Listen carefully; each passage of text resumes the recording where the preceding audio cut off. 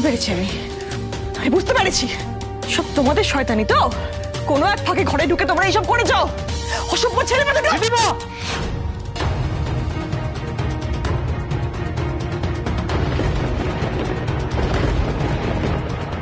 এত রাগ করে কি লাভ রিধিমা?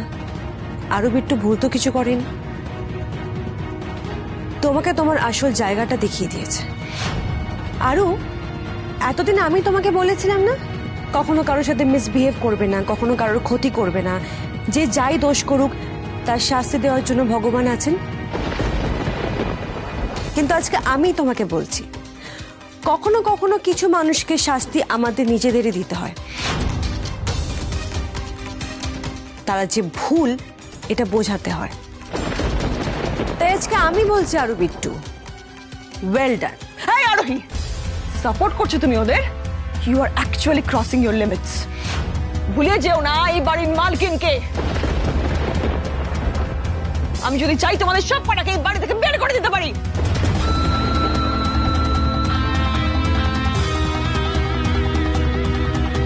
এত আঙুল দেখিয়ে বড় বড় কথা বলে চোখ বড় বড় করে কোনো লাভ নেই রিধিমা।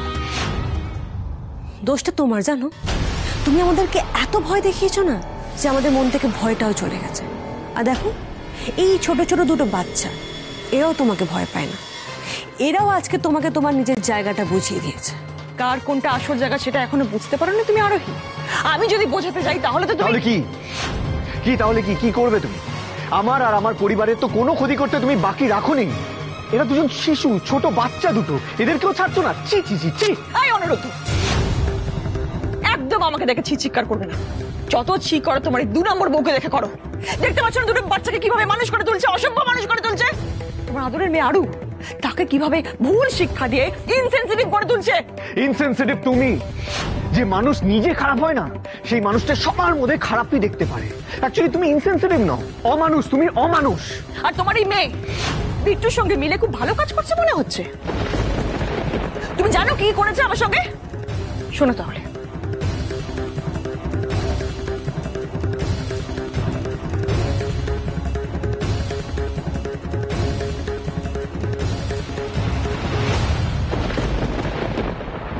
থাক থাক থাক থাক থাক থাক, এত লিস্টের প্রয়োজন নেই রিধিমা।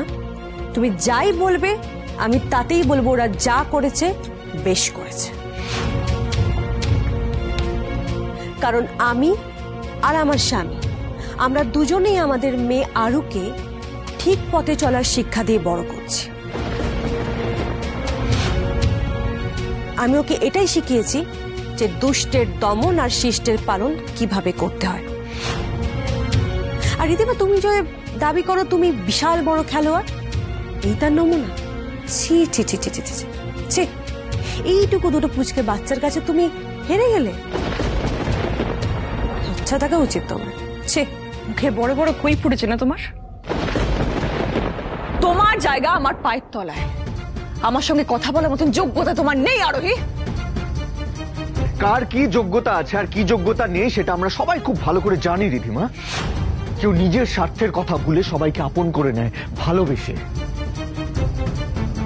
আর কেউ শুধু নিজের কথা ভেবেই সবাইকে দূরে সরিয়ে দেয়। তুমি এখনো আরোহীর হয়ে কথা বলে যাচ্ছ অনি? এই মেয়েটার জন্য তোমাকে এত কিছু ফেস করতে হলো, জেলে যেতে হলো, জেলে রাত কাটাতে হলো। এখনো তো তুমি নিজেকে নিরপরাধ প্রমাণ করতে পারোনি। সবাই বেল পেয়েছো, তো সময় বলবে এরপরে তুমি আর কি কি ফেস করবে। নিজের কথা ভাবো না প্লিজ। আমরা সবাই জানি মিস্টার রয়চৌধুরী কোনো দোষ করেনি, তাই শাস্তি তোমাকে পেতে হবে। ওয়েট করো।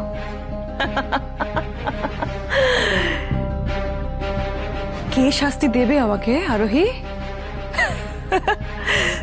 তুমি তো নিজের ভাইকে নির্দোষ প্রমাণ করতে পারোনি, আমার শাস্তি দেওয়ার কথা বলছো?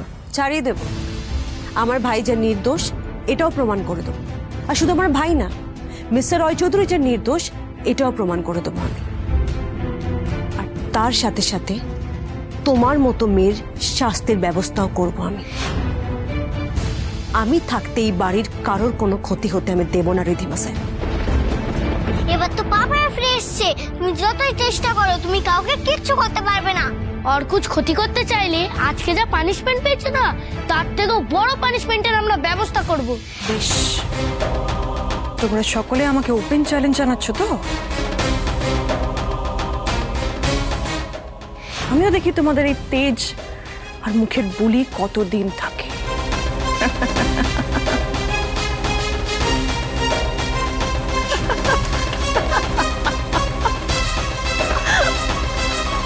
জানো মাম্মাম পাপাই আমাকে আর বেবি সাজুকে মামুনি স্টোর রুমে বন্ধ করে রাখতে চেয়েছিল। কি করেছে ও তোমার সাথে? দড়ি দিয়ে আমাদের হাত বেঁধে দিচ্ছিল। এই জন্যই আমরা রিধিমা দিদিকে শাস্তি দিয়েছি। বেশ করেছো। খারাপের সঙ্গে সবসময় খারাপই করতে হয়, তাকে পানিশ করতেই হয়। আরো বিট্টু, একটা কথা মাথায় রাখবে, রিধিমার যাতে এমন কোনো ক্ষতি না হয় যাতে শেষে তোমরা ভুল প্রমাণিত হও। দেখো রিধিমা তো ভুল করছে, কিন্তু তোমরা ঠিক পথে চলবে, মনে থাকবে? ওকে মাম্মাম, আমরা এমন কিছু করব না যাতে মামুনির ক্ষতি হয়। হ্যাঁ, पर পানিশমেন্ট দেব। আমার মাম্মা আর পাপায়ের সাথে যে বাজে বিহেভ করবে তাকে আমি ছাড়বো না।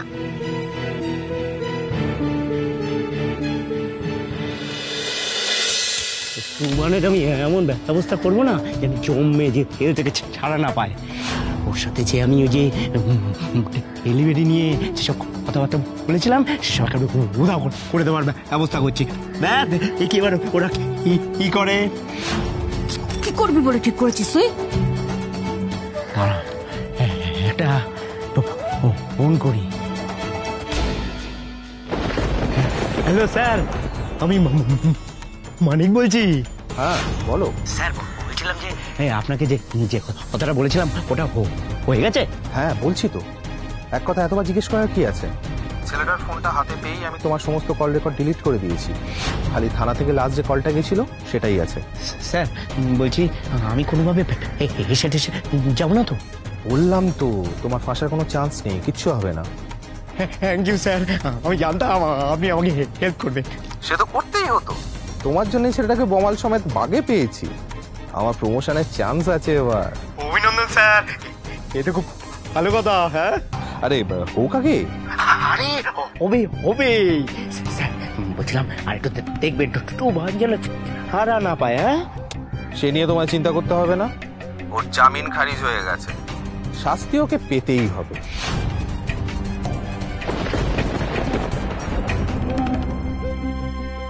আমাদের কাজ কিন্তু এখনো শেষ হয়ে যায়নি অভিরূপ। এতক্ষণে নিশ্চয়ই জানতে পেরে গেছো যে অনিরুদ্ধর বেইল হয়ে গেছে। শুনেছি, তাতে কি এসে গেছে? অনিরুদ্ধর এখন নিজের বলতে কিচ্ছু নেই, ফুটো করিও নেই। গভর্নমেন্টের ডিলটা ওর হাত থেকে আমি নিয়ে নিয়েছি। আর আমার টিম মিস্টার কাপুরের সঙ্গে কথা বলছে, খুব শিগগিরই ওই ডিলটা আমরা পেয়ে যাব। অনিরুদ্ধর নাকের সামনে থেকে আমি সব ছিনিয়ে নেব। ফাইনালি আমি ওর কোম্পানির নাম ধুলোয় মিশিয়ে দেবো। অভিরূপ সেসব ঠিক আছে, but why don't you understand one thing? Aniruddha যে কোনো সময় পাল্টা বাজি রাখতে পারে। হ্যাঁ, because you know what, he has brains, he is not like you. মানেটা কি? কি বলতে চাইছো? মানে আমি বলতে চাইছি অনেক কিন্তু একা ইন্ডিপেন্ডেন্টলি কাজ শুরু করে একটা বিজনেস এম্পায়ার করতে পারে। He has got skills, he has got connections. এখনো মার্কেটে অনেকে ব্লাইন্ডলি ট্রাস্ট করে, নো ম্যাটার হোয়াট হ্যাপেন্ড, বুঝেছো? সো এভাবে অনি যদি খোলা ঘুরে বেড়ায় তাহলে সেটা তোমার আমার পক্ষে কিছুতেই সেফ হবে না। অনেকে শাস্তি পাওয়াতেই হবে, বুঝেছো? ওকে গড়াদের পেছনে রাখতেই হবে, তাহলে তুমি আর আমি যে লাইফটা লিড করতে চাইছি না সেই লাইফটা আমরা লিড করতে পারবো। Yes, your right, absolutely right. অনেকে এমন কোনো সুযোগ দেওয়া যাবে না যাতে ও আবার ঘুরে দাঁড়ানোর সুযোগ পায়। এক্স্যাক্টলি। তুমি প্লিজ ওই যে উকিল যে অনিরুদ্ধর কেসটা সামলাচ্ছে ও জানে কিছুতেই অনিরুদ্ধর কেসটা লড়তে না চায়, বুঝেছো? এটার ব্যবস্থা তুমি করবে। ইনফ্যাক্ট ও কেন, শহরের যে কোনো উকিল অনিরুদ্ধ রয় চৌধুরীর কেসটা যেন হ্যান্ডেল না করতে চায়। আমি এখন কি করে করবো এইসব বলো তো? মানে আমি জেনুইনলি খুব প্রেসারে আছি দিদিমা, you need to understand this. আমি সদ্য একটা গভর্নমেন্টের ডিল হাতে পেয়েছি, আমি এত কিছু কি করে সামলাবো? That's not my look out না, এসব আমাকে বলে লাভ নেই। এই যে এতক্ষণ ধরে বলছো না গভর্নমেন্টের ডিল, এটা কিন্তু আমার জন্যই পসিবল হচ্ছে। I have helped you, now it's your turn, you have to listen to me. যে করেই হোক এই অনেক লয়ারকে কনভিন্স করো যেন কেসটা না লড়ায়। আর যদি কনভিন্স না হয়? সোজা আঙুলে ঘৃণা উঠলে আঙুলটা কি করে বেঁকাতে হয় আশা করি তুমি ভালো করেই জানো। যা ইচ্ছা করো, ওনার সক্ষণের অ্যাটাক করো, ব্ল্যাকমেল করো, do anything but just make it happen. উনি যেন কেসটা না লড়ে। ওকে, ওকে, আমি দেখে নিচ্ছি।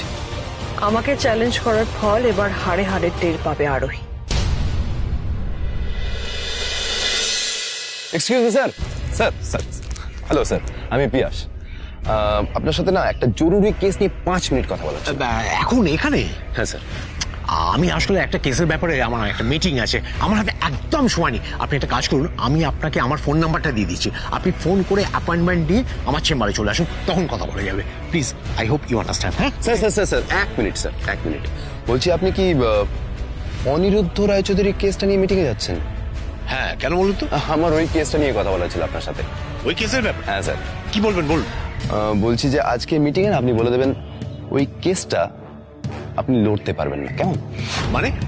মানেটা খুব সিম্পল, আপনি বলে দেবেন আপনি কেসটা লড়তে পারবেন না। দেখুন, আমি কোন কেসটা লড়বো আর কোন কেসটা লড়বো না সেটা ডিকটেট করার আপনি কে? আমি ডিকটেট করছি না স্যার, ডিকটেট কোথায় করলাম? আমি আপনাকে অ্যাডভাইস করছি আপনার ভালোর জন্য। আমার ভালো মন্দ আপনাকে ভাবতে হবে না। আর একটা কথা খুব ভালো করে শুনে রাখুন, আপনি যদি মনে করে থাকেন আপনার হুমকিতে ভয় পেয়ে আমি আমার কমিটমেন্ট থেকে সরে আসবো, তাহলে কিন্তু আপনি ভুল ভাবছেন। এর আগে কোনো হুমকিতে মাথা ঝোঁকায়নি, আজও ঝোঁকাবো না। আর আপনার পরিবারের জন্য না। মানে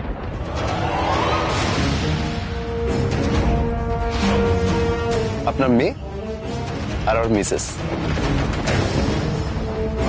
বলছিলাম যে আপনার মেয়ে তো প্রতিদিন সকাল 7:30টার সময় ম্যাথস টিউশনে যায়, আর বুধবার শুক্রবার সুইমিং, সানডে ক্যারাটে।